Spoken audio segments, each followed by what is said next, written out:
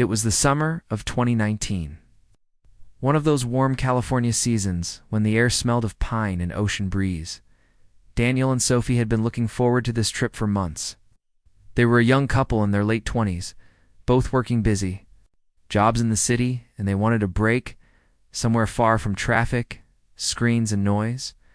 Redwood National Park felt like the perfect escape. They had always loved nature. Daniel had a way of stopping mid-trail to admire a bird or a strange shaped. Rock and Sophie liked to take photos of every tiny flower they came across.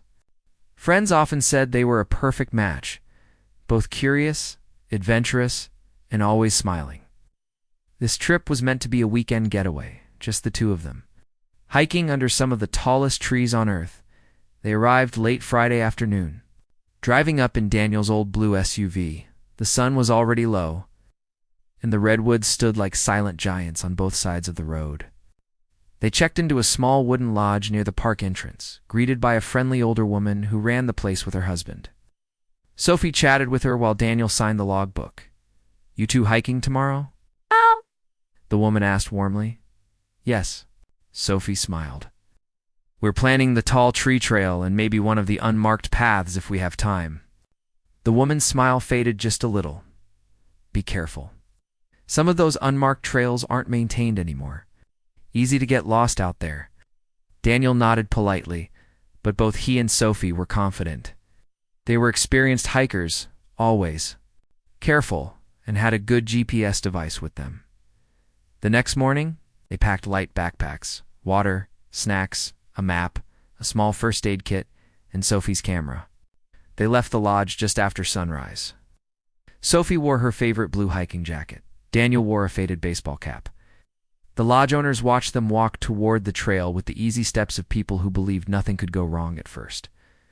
The trail was peaceful. Sunlight filtered through the enormous trees, turning the air into a greenish gold haze.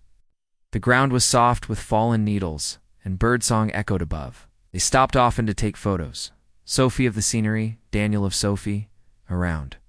Midday, they reached a fork in the path. The main trail continued straight, but there was also a narrow side path winding deeper into the forest. The official map didn't name it, but Daniel remembered reading on an online forum that it led to an ancient redwood few people visited anymore. Sophie hesitated, remembering the lodge owner's words. But Daniel grinned and said, "We'll just follow it for a little bit. We can always turn back." They turned onto the smaller path. As they walked, the forest grew quieter, and the air felt cooler, and the trees seemed even taller here. The path narrowed, twisting between thick roots and fallen logs. Sophie began to notice how the light dimmed quickly under the heavy canopy. They didn't see another hiker for over an hour. At one point, they stopped to rest on a large moss-covered rock. Sophie took out her camera and photographed a cluster of mushrooms growing in a perfect circle. Daniel checked their GPS, frowning slightly. "The signal's a little weak," he said, but shrugged it off. They continued on. The path dipped downhill toward a small stream. Daniel knelt to fill their water bottles with the filtered pump they carried, while Sophie wandered a little ahead, fascinated by the twisted roots of an enormous tree. She called for him to come see, and he laughed as he caught up. By late afternoon, they still hadn't seen the ancient redwood Daniel had hoped to find. Sophie suggested they turn back before it got too late, and Daniel agreed. But when they tried to retrace their steps, they found the forest looked different from this direction. After a few turns, the path seemed to vanish into overgrown brush. Daniel checked the GPS again. The signal was gone entirely. Sophie looked around, her voice calm but tinged with worry. "We must have missed a turn." They tried another direction, certain it would bring them back to the main trail. But it only led them deeper into unfamiliar terrain. The sun was beginning to set. In the redwoods, dusk comes quickly, shadows grow long and deep, and the sky turns to a dim silver between the treetops. They decided to stop, take a moment, and figure out their next move. Daniel pulled out the paper map, but without clear landmarks, it was hard to know where they were. Sophie took a deep breath. "We can stay here tonight and head back in the morning. We have water and snacks. It's safer than wandering in the dark," Daniel agreed. They set their packs down against the trunk of a massive redwood. It was strange, the forest was so quiet now, almost too quiet. They could hear their own breathing, the faint creak of wood high above, and nothing else. That night, the temperature dropped sharply. Wrapped in their jackets, they tried to rest, but the ground was cold and uneven. Every rustle in the distance made them lift their heads. At one point, Sophie thought she saw a faint movement in the darkness.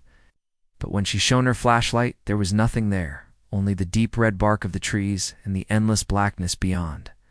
By morning, they were stiff and tired, but ready to try again. Daniel believed they only needed to head north to reach the main trail. They began walking, marking their path with small pieces of torn tissue so they wouldn't go in circles. But hours passed, and still, the forest offered no sign of the lodge, the main trail, or even other hikers. Their water was running low. Sophie tried to stay positive, telling Daniel they'd find their way soon. Daniel kept his eyes ahead, scanning for any sign of sunlight breaking through in a wide clearing. That afternoon, a light drizzle began to fall. The ground turned slippery, and the air felt heavier. Sophie's camera, still around her neck, was damp from the mist. She considered putting it away but kept it out, thinking they might still find something worth capturing, maybe even the old redwood they had been looking for. When evening came again, they stopped under a huge tree with roots so wide they formed small hollows in the earth. Daniel suggested they make this their shelter for the night. Sophie leaned against the trunk, looking up at the twisting branches disappearing into the sky. The drizzle had stopped, but the air was damp and cool. Neither of them spoke much that night.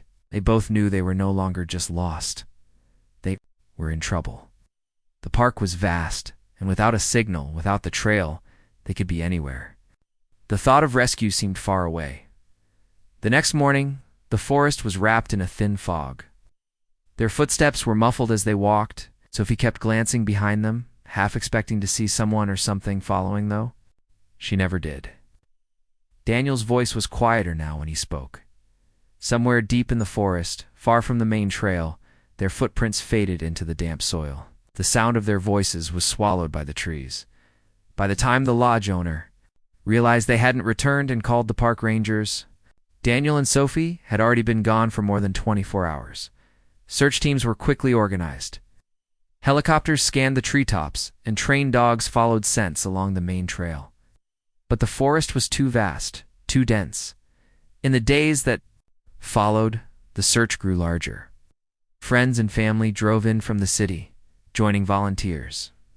Flyers were pinned to trees, posted in the lodge, and distributed to every hiker entering the park. Everyone hoped for a sign, a piece of clothing, a footprint, anything. But nothing came. The days turned into weeks, the weeks into months. The only thing left of Daniel and Sophie was their smiling photo on the missing persons posters that slowly faded under the sun. The search for Daniel and Sophie did not end quickly. In the first weeks after they vanished, the park rangers kept sending teams deep into the forest. Helicopters flew low over the treetops, hoping to spot a splash of blue from Sophie's jacket, or the white of Daniel's baseball cap. But from above, the forest was a blanket of green and brown, unbroken and endless. On the ground, volunteers walked for hours each day, calling their names. Some carried whistles, blowing them every few minutes in case sound would travel farther than a shout. The dogs searched tirelessly, but the heavy fog and damp earth made scent trails fade fast. Daniel's and Sophie's families stayed in the nearby town, renting small cabins so they could be close to the search. They spoke to reporters, sharing stories about the couple, how they met in college, how they loved exploring new places. Sophie's mother told the news cameras, "They're smart, they're strong. If anyone can find a way back, it's them." But as weeks passed, the search grew harder, and the forest swallowed time and direction. Paths that seemed familiar could twist into circles. Rain washed away footprints. Even the most experienced searchers admitted that the Redwoods had a strange way of making you feel watched, even when you were alone. By the second month, the official search scaled back. Rangers still kept an eye out, but resources were limited, and there were other emergencies in the park. For Daniel's and Sophie's, Families, this was a painful moment. Without daily updates, the waiting became heavier. Still, they refused to give up. On weekends, friends from the city joined them to hike into the park, searching areas that had not been covered before. They carried cameras, binoculars, and extra supplies. Sometimes they found things, an old food wrapper, a scrap of cloth. But nothing could be confirmed as belonging to the missing couple. The story faded from national news. At first it had been on every headline, couple missing in Redwood National Park, but over time other events took over the spotlight. Still in the small towns around the park, the case remained part of local conversation. People spoke about it in the grocery store, at gas stations, and in quiet voices at the lodge where Daniel and Sophie had stayed. Hikers who visited the park in the years that followed often heard the story from locals. Some said they felt uneasy.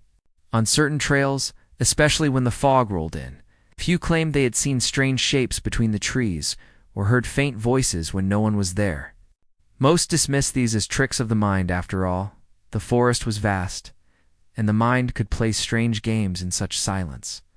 The lodge owner, the same woman who had warned Sophie about the unmarked trails, kept their names in the guest book.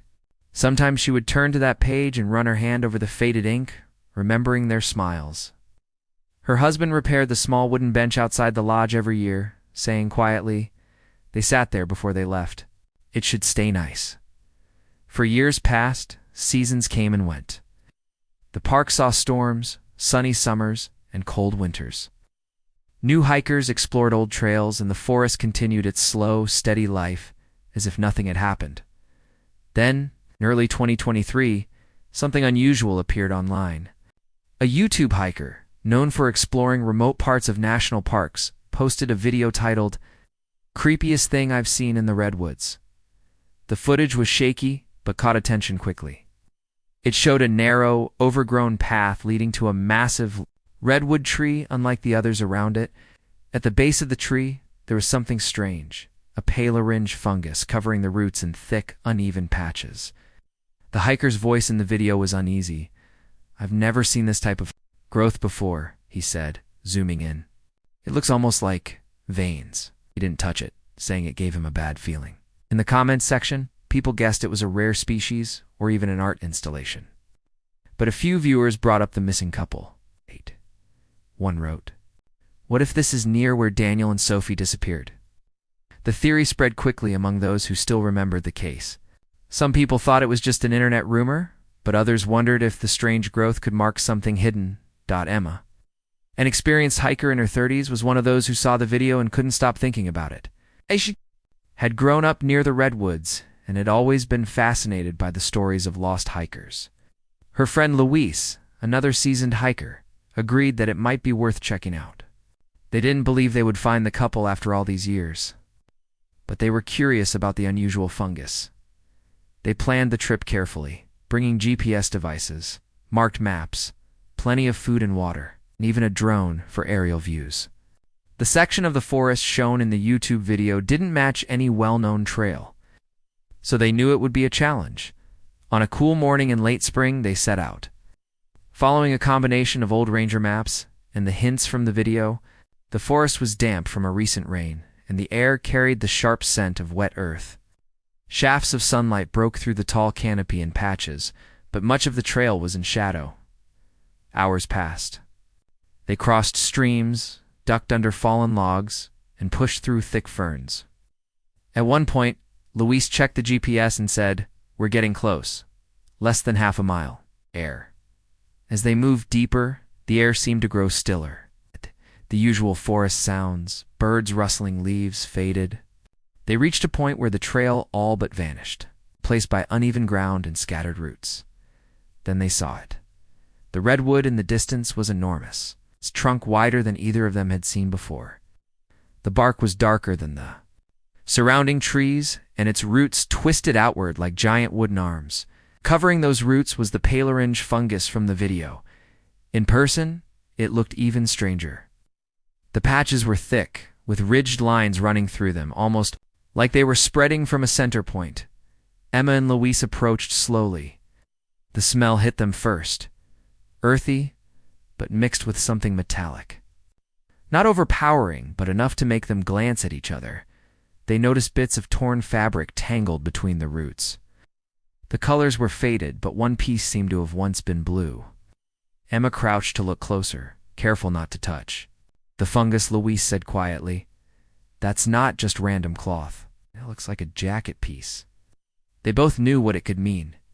Without touching anything, they marked the location on their GPS, took photos from several angles, and made their way back toward the main trail. Neither spoke much on the return hike.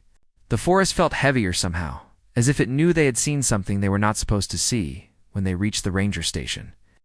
They showed their photos and coordinates. Rangers exchanged looks, immediately understanding the possible connection. For the first time in 4 years, there was a new lead in the case of Daniel and Sophie. The morning after Emma and Luis reported their finding, the park rangers were already preparing to investigate. The location Emma had marked was far from any maintained trail, and the strange fungus added a layer of urgency. Curiosity anymore if the fungus was linked to decomposing organic matter. It might hold answers to a mystery that had lingered for 4 years. 2 rangers, both experienced in backcountry search operations, led the way. They were joined by a small forensic team, a biologist from the park's environmental division, and a photographer to document every step. Emma and Luis volunteered to guide them to the site. They set out early, the sky still pale from sunrise. The forest was damp with morning dew, and low mist clung to the ferns along the trail. Emma noticed the silence again, a quiet so deep it made every footstep sound loud. Even the rangers commented on how still this part of the forest felt. The hike took nearly 3 hours. The deeper they went, the more uneven the ground became. Fallen logs blocked sections of the path, and thick moss-covered rocks, making each step slippery. Luis pointed out landmarks he remembered: a twisted cedar tree, a patch of bright green moss shaped like a star, till they finally reached the giant redwood. Even for those who had seen many of the park's largest trees, this one was extraordinary. Its trunk seemed impossibly wide, its bark darkened with age. The roots spread outward like a network of massive wooden veins, gripping the earth as if they had been there for centuries. And then there was the fungus, up close. It was unlike anything most of them had seen before. The pale orange color was uneven, with darker streaks running through it. In places, it formed small ridges, as if it had layered over itself again and again. The biologist knelt to examine it without touching, his eyes narrowing. "This is unusual," he murmured. "It's similar to a few known species, but the growth pattern is strange, almost directional, like it's spreading towards something." One of the forensic team members moved carefully around the base of the tree, snapping photographs from every angle. "Yes!" That's when she spotted the first piece of fabric. It was caught between 2 roots, its edges frayed and its color faded, but it still had the faint outline of stitching. She used tweezers to pick it up and place it into an evidence bag. Another team member pointed to a second scrap, darker, possibly from a backpack strap. The rangers exchanged quiet glances. For 4 years there had been no physical trace of Daniel or Sophie. Now, here were 2. The next step was careful removal of the fungus in a small test section. Wearing gloves and using sterilized tools, the team scraped back a portion, revealing what lay beneath. The smell grew stronger, earthy, yes, but with that faint metallic note Emma had noticed before. Beneath the fungal layer was something pale and curved. The biologist leaned in, frowning. "That looks like bone." The forensic expert stepped forward, examining the shape closely. "Yes, possibly human. We'll need lab confirmation, but it's consistent." The air around the group seemed to shift. No one spoke for several moments. They all understood the weight of what they had found. More photographs were taken. Samples of the fungus were carefully collected in sealed containers for laboratory analysis. They didn't attempt to fully excavate the area that day. It was too delicate a process to rush. Instead, they marked the site with discrete flags and documented the GPS coordinates for the official recovery operation planned for the following morning. On the hike back, the conversation was quiet, mostly logistical. The rangers discussed How to secure the area without drawing attention from curious hikers or internet explorers who might have seen the YouTube video. Emma and Luis walked behind the group, the gravity of the discovery settling in. That night, the park's main office became a hub of quiet activity. Calls were made to county officials, the coroner's office, and law enforcement.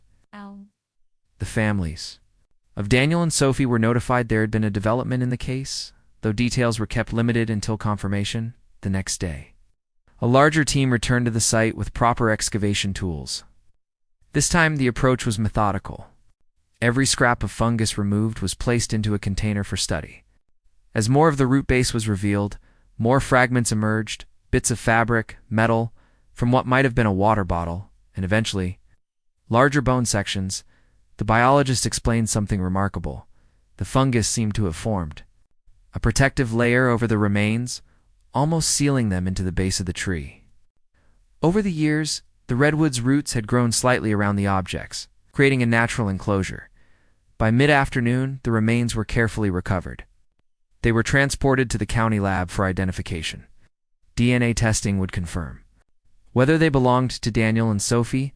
The recovery team left the site with mixed feelings.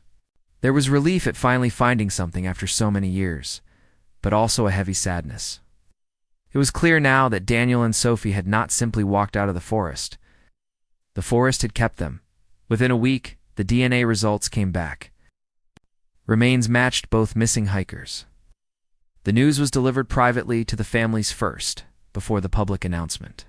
For the families, it was the closure they had been waiting for, though it came with the finality of knowing there would be no miraculous return. When the news reached the public, it spread quickly. Local papers, television, and online forums carried the headline, "Remains of missing redwood hikers found after 4 years." Most articles mentioned the unusual fungus, though scientists cautioned that the exact circumstances of the couple's final moments might never be known. Working theory was that Daniel and Sophie had become disoriented, possibly due to a combination of fatigue, poor visibility, and losing the trail. They might have stopped to rest at the base of the massive redwood, and something, perhaps an injury, perhaps exhaustion, had prevented them from moving on. Over time, the natural environment had overtaken the site, with the fungus feeding on the decaying organic matter and the roots slowly enclosing what was left. In the weeks after the discovery, the site was officially closed to the public. Signs were posted warning of restricted access, not only out of respect for the couple, but also to protect the rare fungal growth from disturbance. The biologist who had been part of the investigation began studying the fungus in detail, intrigued by how it had adapted to such a unique environment. For Emma and Luis, the experience left a deep impression. They had set out expecting to find an unusual tree, maybe a rare fungus, but instead they had helped solve one of the park's longest-running mysteries. Whenever they spoke about it, they emphasized the quiet, the stillness, and the strange way the forest had seemed almost protective of its secret. And for the families of Daniel and Sophie, while grief remained, the questions that had haunted them for years were finally answered. The forest had given them back a piece of the truth, wrapped in roots and fungus, hidden away until it was ready to be found. The official reopening of Daniel and Sophie's case began the moment the DNA results confirmed the remains. For 4 years, the file had been marked as unsolved, presumed lost. Now it was active again, but the focus had shifted from search to investigation. Detectives from the county sheriff's office met with park rangers, forensic experts, and the biologist who had studied the fungus.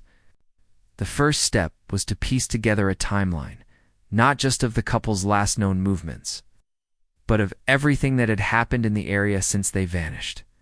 The lodge owner who had spoken to Sophie and Daniel that morning was interviewed again. She remembered the couple clearly, the way they had smiled when they left, the blue jacket, the baseball cap. She also repeated her warning about the unmarked trails. They seemed confident, she told the detectives, but the forest here, it changes. Paths fade, the weather turns, even locals get disoriented. Rangers provided details of the initial 2019 search, where teams had gone, which areas had been covered, and how the heavy fog at the time had limited visibility. Maps were unrolled across tables, dotted with color-coded marks showing search routes. The spot where Emma and Luis had found the redwood was outside those marks, a section that had been noted as low probability. At the time, due to its distance from the main trail, the biologist gave his own presentation, showing close-up photos of the paleorange fungus. He explained how certain species of fungi thrive on decomposing organic matter, but how this one's growth pattern was unusual. It spread along the root system, he said, pointing to diagrams, and in doing so may have concealed anything beneath it. That's why, even if a searcher had come here years ago, they might not have noticed the remains. The forensic team provided their findings. The bones showed no signs of trauma from weapons or large predators. However, some fractures were consistent with falls, possibly from tripping on uneven ground or slipping down a slope. They also noted signs of weathering that matched years of exposure before the fungus had fully covered the site. Taken together, the evidence supported a likely scenario. Daniel and Sophie had become lost, found the large redwood and stopped there, perhaps from exhaustion, perhaps due to injury. Without shelter or a clear way out, they had remained at the site, and nature had gradually taken over. For the families, these details were difficult to hear, but also important. Both families met privately with the lead detective, who walked them through the findings, step by step. He explained that while some questions might never have exact answers, there was no evidence of foul play. The families decided to share their thoughts publicly in a joint statement. "We are grateful to everyone who kept looking, to Emma and Louise for their courage, and to the park staff for their care. The forest held them for a long time, but now we can bring them home." The media coverage intensified for a few weeks. Reporters camped outside the park entrance, filming segments about the discovery and the unusual fungus. Experts were invited onto television shows to explain how the redwood's environment could preserve remains in such a way. Online forums revisited every detail of the couple's last trip, comparing maps and speculating on how they had ended up so far from the trail, but inside the park, the focus was on preserving the site. Rangers returned to the redwood to place a discreet barrier around it. Signs were posted at a distance, warning hikers to stay out of the restricted area. The goal was to prevent disturbance to the ecosystem while still respecting the location. As a place connected to real lives and loss, the biologist, with permission from the families, continued studying the fungus. He found that it grew faster in shaded, moist conditions and had adapted to cling tightly to the tree's roots. And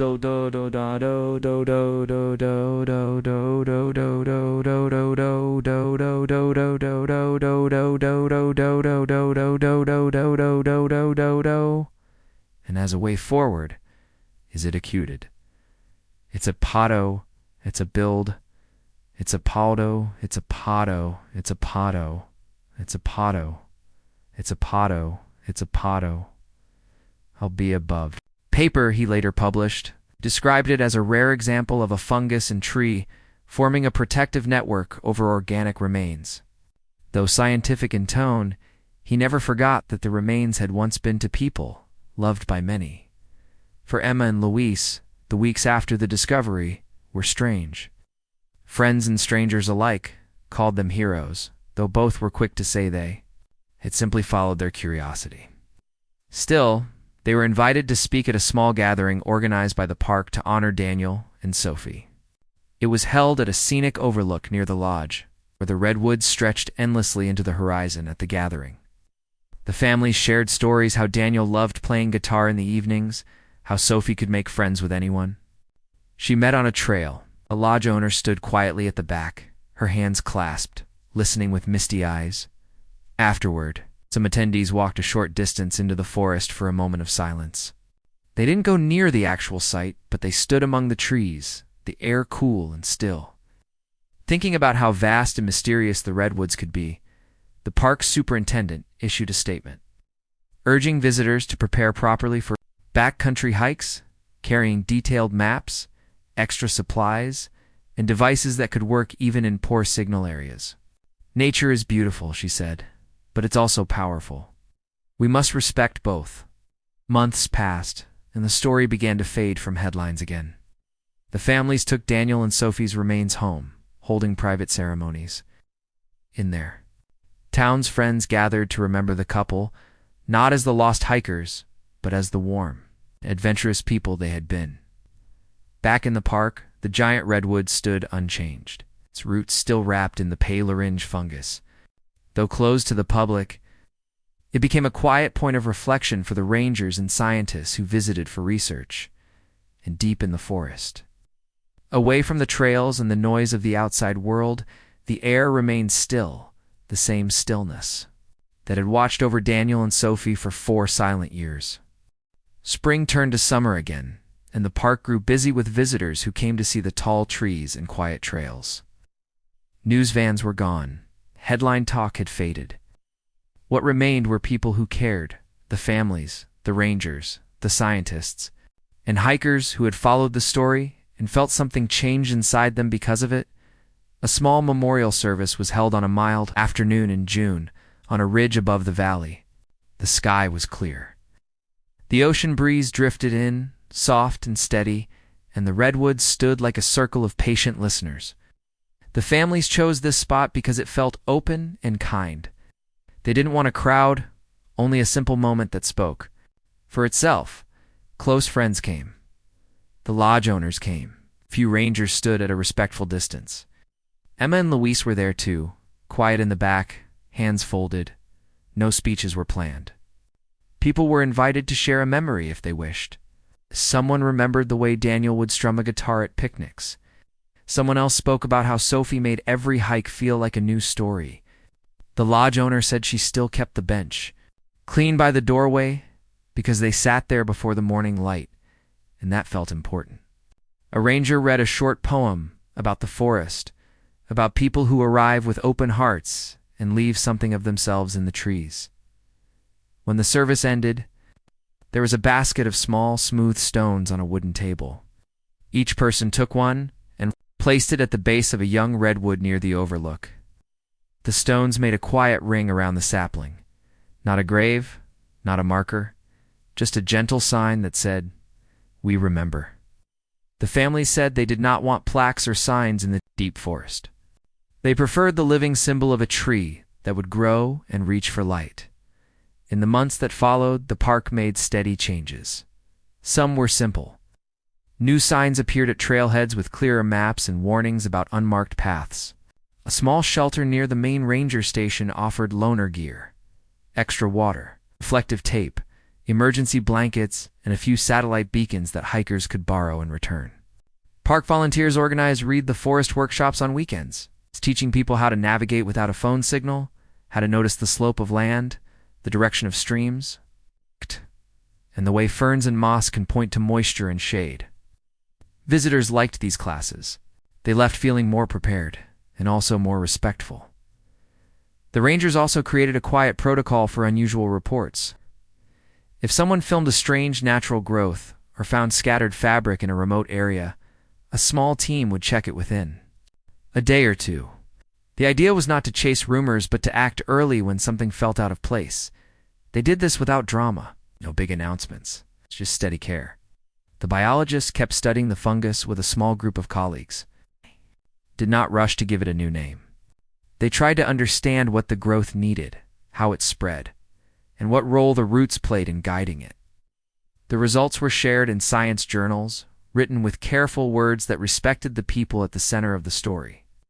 In one, papers, acknowledgments, the biologist thanked the families for allowing us to learn in a way that may help protect future hikers. He said he would never walk past a great tree again without a sense of quiet responsibility. Emma and Luis returned to the park a few times that year, never to the exact site which stayed closed, but to the general area where the forest felt cooler and older. They did shorter hikes. They rested longer. They carried more water than they needed. When friends asked what it had been like that day, they did not describe every detail. They talked instead about the silence, about how the air felt thick, about the way a person can be very small and very careful at the same time. They had learned a boundary they didn't know existed before. Some places ask you to look and then step back. The lodge owners kept doing what they had always done. but with small added touches. They put extra paper maps by the check-in ledger. They kept a jar of wrapped hard candies on the counter for energy on the trail. They had a short list of questions they asked with warmth. What trail are you planning today? Do you have enough water? Do you know what time the sun sets? The questions were routine, but they also felt like a soft hand on a shoulder. One afternoon, late in the year, a steady rain fell across the Redwoods, soft and silver. A young couple arrived at the lodge, soaked but smiling, the way Daniel and Sophie had once looked. The owners gave them towels and tea. The couple talked about how beautiful the forest was and how it also felt like it was looking back at them. The owner nodded. It does that, she said. It wants you to walk with respect. The families created a small fund in Daniel and Sophie's names. Paid for two things: better ranger radios for dead zones and a weekend youth program. That taught basic navigation to local teens. The teens loved it. They learned to read the land like a story. They learned to make simple plans before they set out. Tell someone where you're going. Agree on a turn-back time, carry a whistle, and trust your sense when something feels off. Ranger said, confidence is good. Paired confidence is better. The teens repeated that line with a smile because it sounded like something you could carry in your pocket. Not everything that changed could be measured. Some shifts were quiet and personal. A longtime ranger began to pause each morning under the same tall tree and offer a moment of thanks for the chance to do careful work. A volunteer who once rushed through trails slowed down and began to notice the gentle curves of roots and the way light moved in the understory. A father who brought his children to the park started a new tradition before they took a step onto a trail. They shared 3 simple rules out loud. The kids called it the promise. It was small, but it stuck. From time to time, people still asked about the strange fungus. Park staff would explain the facts gently and add one more thing. In the forest, life is always building on life. Rot and growth are not enemies, they are partners. Fallen branch feeds the soil. A root finds strength in another's place. The lesson was not eerie or dark. It was simple and patient, the way the forest is.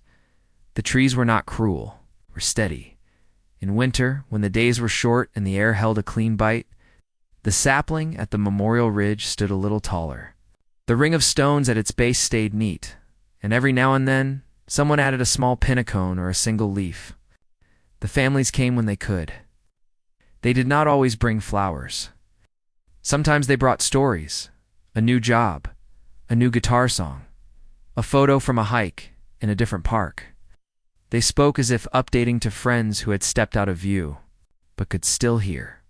One evening, near sunset, Emma and Luis walked up to the ridge with 2 thermoses of hot chocolate.